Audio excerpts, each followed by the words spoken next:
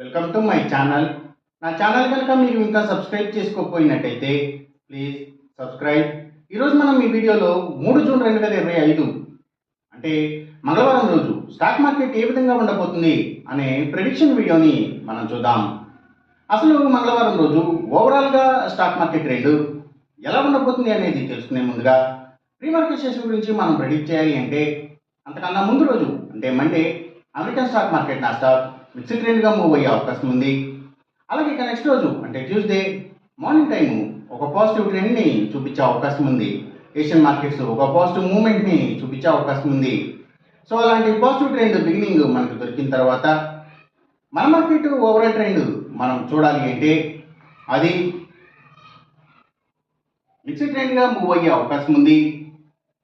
అందులో ఎక్కువగా నెగిటివ్గానే ట్రెండ్ అయ్యే అవకాశం ఉంది.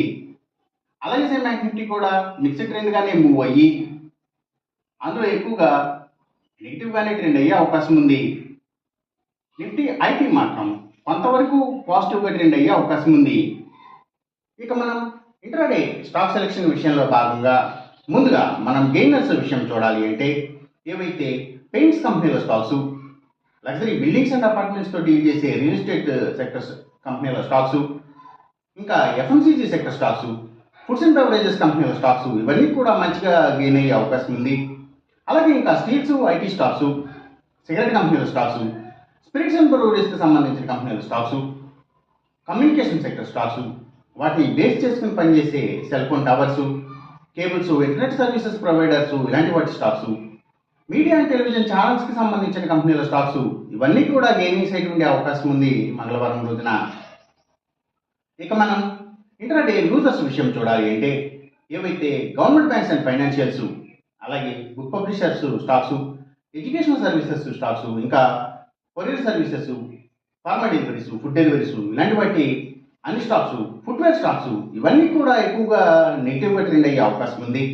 అలాగే ఇంకా పబ్లిక్ లిమిటెడ్ కంపెనీల స్టాక్స్ చాలా వరకు కూడా నెగిటివ్గా ట్రెండ్ అయ్యే అవకాశం ఉంది.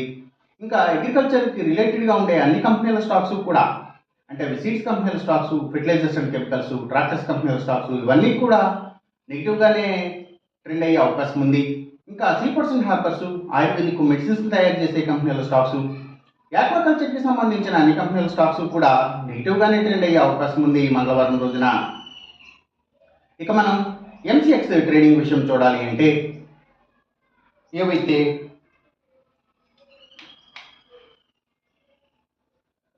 గోల్డ్ ప్రైసెస్, అలాగే సిల్వర్ ప్రైసెస్, ఇంకా crude oil and natural gases prices ఇవన్నీ కూడా తగ్గే అవకాశం ఉంది.